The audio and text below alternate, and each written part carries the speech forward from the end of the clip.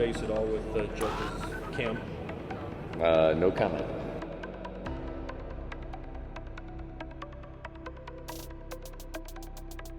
So first full season traveling with the team on the road, right? I did a little bit of traveling in 2020, 2021, but this was really my first legit season, I guess you could say. 2020 was only 60 games, all on Zoom. 2021 was a lot on Zoom, finally get on the field, but no clubhouse. So this year was a lot of normalcy. Really good experience for me as a young reporter in terms of learning the ropes, being around guys more often. Very cool. Which ballparks would you say people should get out to see if they haven't? Like, which ones impressed you the most? Just from this year, because I've been to a bunch. I think I've been to just in your travels here. Okay. I really like Target Field in Minneapolis. I think that might be slept on a little bit in terms of the quality. I liked Progressive in Cleveland, and I was there for the playoffs, so I guess the atmosphere was a little boosted than maybe what it is for regular season game. But I try to walk around every stadium when I'm there just to get a glimpse of what it's like. So I checked off Toronto this year. I went on the Anaheim-Oakland trip. You don't necessarily need to go to Oakland. I think Anaheim was solid, great weather out there. And there's so many I still haven't done. But the cool thing is now with the season changing starting next year, where every team plays every team, right, there are more opportunities to get to parks in the NL that you maybe haven't been to. So I'm looking forward to that as well. Just thinking about every team getting exposure to all these different cities, and this really isn't the topic of today's show, but have you thought about any cities that you'd like to maybe see some Major League Baseball, like maybe Vegas or Puerto Rico, something like that? We've talked in the press box a couple times of like where we think an expansion team might be. I think Nashville would be fun. Yeah. Maybe one of the Carolinas. Vegas obviously is a big one. There's a bunch. If they want to go international, maybe Montreal. That's an easy one because it's been there before. But like you said, somewhere down south. I feel like every league is trying to get more European too, but that would obviously make travel really tough. But yeah, there are a bunch of domestic locations. I've been to Nashville before. I went in college for a Northwestern bowl game, so I was there as a reporter at the Titans Stadium. Great main street right in the middle of that city. I think that a baseball team would fit in tremendously there. You could make an argument for Louisville too, although that's smaller. It just has the baseball history there. It's got that kind of Americana feel, small market team, but could be a great place to play. Thursday at 5 p.m., I believe, is when we can start seeing numbers exchanged. So the big question that, is on everybody's mind is, where do you think Aaron Judge is going to end up, and ultimately, what's it going to cost? Right. I go back and forth with this, as I think a lot of people out there do, pundits and fans alike. It's still hard for me to see him leaving just because he is a Yankee, the closest thing to a captain since Jeter. You know how much he means to the franchise. Still has something to accomplish in a Yankees uniform. He still wants to get that ring. And I do think that the Yankees will dig deeper into their pockets. It's not a case where they don't have that money to spend. I think that they want to keep him around. But, to play devil's advocate, you can see both sides. And I think that as much as fans don't want to hear this, there is an argument to be made that it maybe isn't the best long-term business decision to give him an 8-year deal or something to that extent, because those contracts typically don't work out for someone that's on the wrong side of 30. He's not going to hit 62 home runs every single year and be an MVP every single year, but I think it would be – the optics would be terrible for the Yankees if they don't bring him back. And it's not like there's another guy you can bring in this offseason in that position to soften the blow of losing someone like that, both in terms of his leadership and impact on the franchise, marketing standpoint, clubhouse standpoint, but in between the lines as well. If there was a Juan Soto available or something like that, maybe you can, package that to a Yankee fan and be like, we're not going to bring this guy back, but we're going to do this, and here's our path to the World Series this year. I don't know how you can replace him in terms of this offseason. Maybe down the road, sure, But right now, he's irreplaceable. Yeah, I agree with you. I think in sports, there's times when you make a decision for the team and trying to win now, but there's also times when you have to make like a business decision. You think about bringing back somebody who's, a cultural icon, a city icon, and Aaron Judge, to me, fits in that. I mean, you got the Judge's Chambers out there in right field. You don't want to take that down. I think ultimately the Yankees are going to make a very, very competitive offer, and it's just going to have to come down to whether or not he wants to stay in New York for the rest of his career. He might just find another city more appealing, and the fans booing in the playoffs couldn't have helped our case. That you don't want that to be a guy's last impression. It's like, fighting with your girlfriend before she goes off to a bachelorette party. You don't want that to happen. He understands what it's like to play in New York. He's been booed before. It's not like it was the first time. Obviously, it doesn't make sense in the calculus of the season because of what he did mean to this team. They do not win 99 games, a division title, or make it that far without him by any means. I don't know if it's even a playoff team if he's not in the picture. So, are some Yankees fans spoiled out there? Maybe, and they just expect him to do great elite things every single time he steps up there. Like, I get it. The Yankees they haven't been back to the World Series since 2009. Like, fans are frustrated and they voice their displeasure, but it makes more sense to boo someone like Joey Gallo when he's struggling, or Aaron Hicks when the numbers aren't there. You got to cut someone like Judge a little bit of slack, as much as he did not produce to the level that he can and should have in the playoffs. So I don't think that will have that much of an impact with him, but maybe his wife wants to start a family somewhere else, or maybe Judge is homesick and wants to go back to Northern California, or like you said, another team just blows him away in terms of the package that he gets, both financially and otherwise. Like the stories with how they got Garrett Cole to sign. Right. You bring in some of his favorite players. You give him the cool little thing that he opened up with the video and the wine and just making him feel like he's going to be at home. Maybe something like that happens. I think a lot of teams that are obviously top tier contenders, but maybe some second tier clubs just go all in on someone like Judge when they have a chance to make themselves a World Series contender. If you bring in somebody like that and you package it with a couple other additions as well, but it's going to take probably a record-setting contract to get him, so that whittles down what teams are actually going to be able to do it. If he wants a 7-year deal or whatever it is, there's only a couple of teams I can really see giving that kind of money and commitment to a player like that. Fair enough. So yesterday, Brian Cashman said that the Yankees are also in the market for a left fielder and pitching. Obviously, Benintendi's still a nice fit. I can see the Yankees trying to get him back. What are your thoughts on the pitching market out there? The closer position was an issue, with Holmes getting kind of hurt, having some inconsistency. Aroldis Chapman, who the hell knows? He's just on another planet sometimes. I don't see a lot of great relief pitching options out there. Is that something maybe they could explore via trade?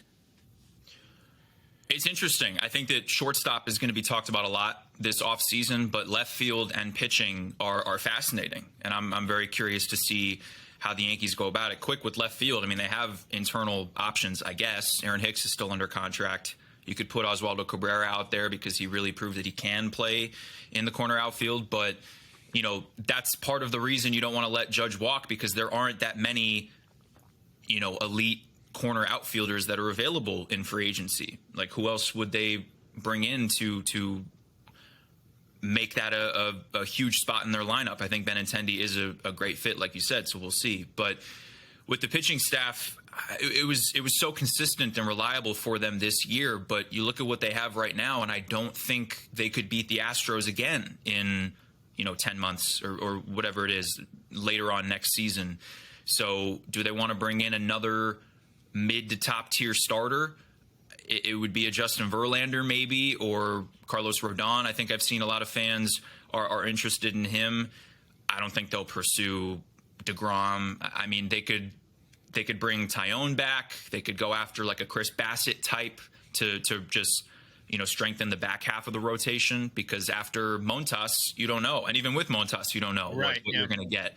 So it's Cole, Cortez, Severino, and after that, it's question marks. And then in the bullpen, I think that you've seen the quality of this organization's development and how they've been able to acquire pitching. I mean, Clay Holmes, Wandy Peralta, these guys that they've brought in via trade that didn't necessarily seem like high-profile deals when they happened, they've worked out so well for this team. And those are some of the best trades that Brian Cashman has made in these last couple of years.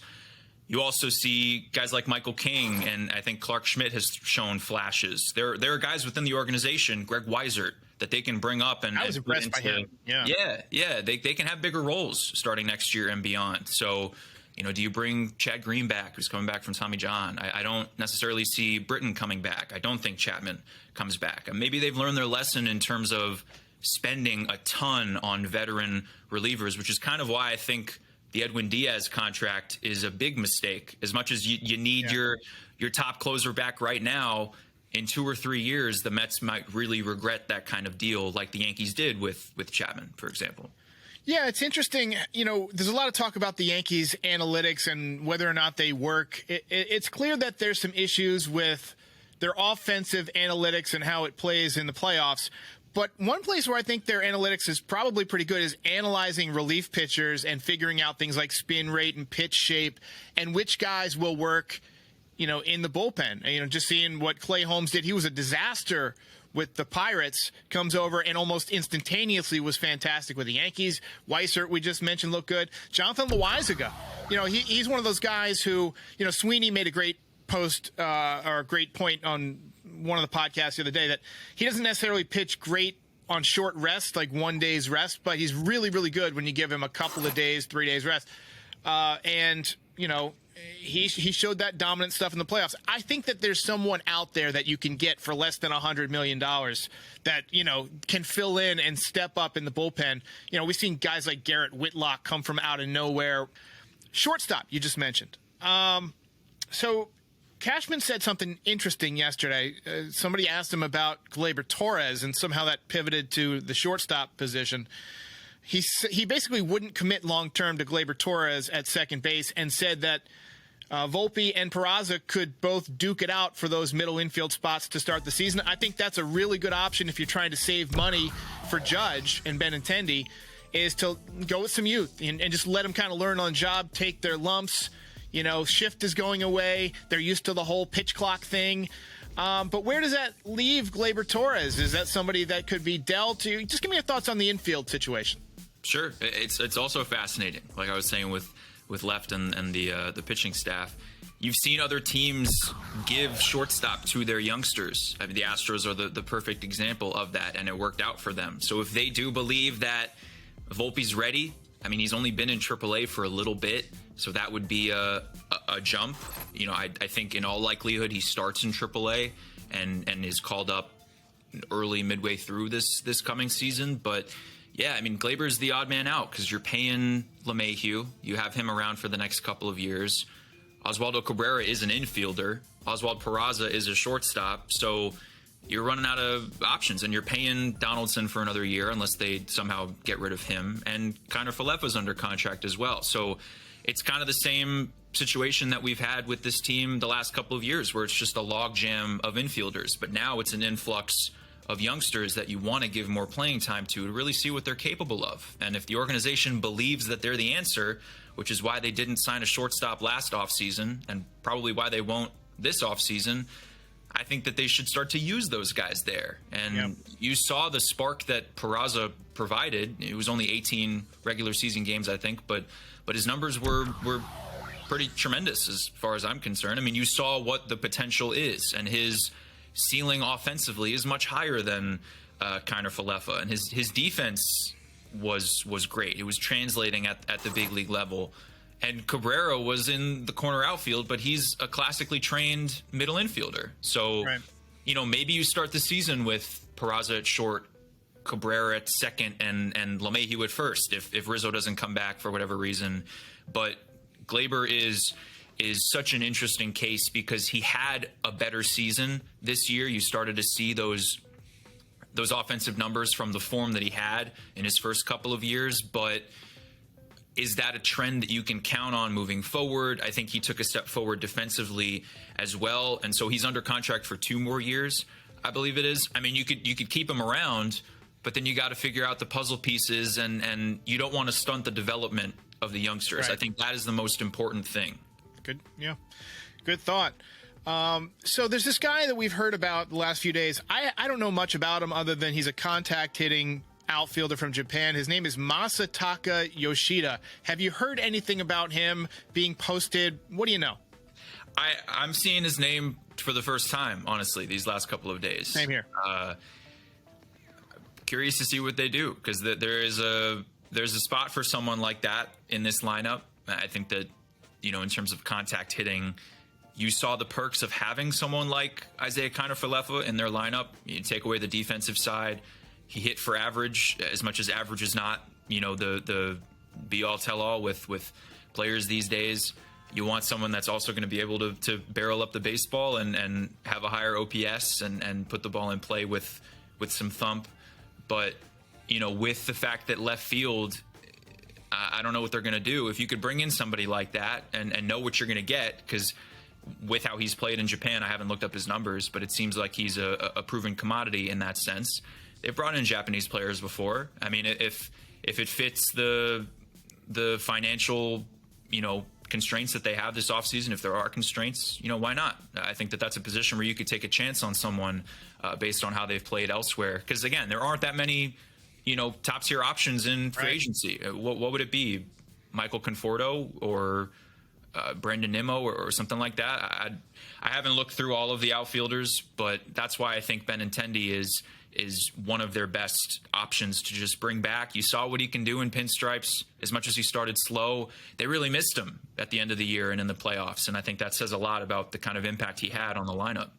Yeah, to me it makes sense, and I don't know if Benintendi would be willing to do this, but to get Benintendi out of the way early, just give him whatever he's asking for. That'll be easier than dealing with the Judge negotiations. It'll lock up at least one corner of your outfield, and then you can turn your attention to Judge and others. Final thoughts. Do the Yankees, to your knowledge, have any plans to call up Jason Dominguez next year? He's really moved along quickly over the last, he made it to Double-A, and, he could be one of those projects. He's going to be 20 years old. Yeah, I mean, I don't necessarily see it as early as next year, but he is certainly starting to rise through the farm system.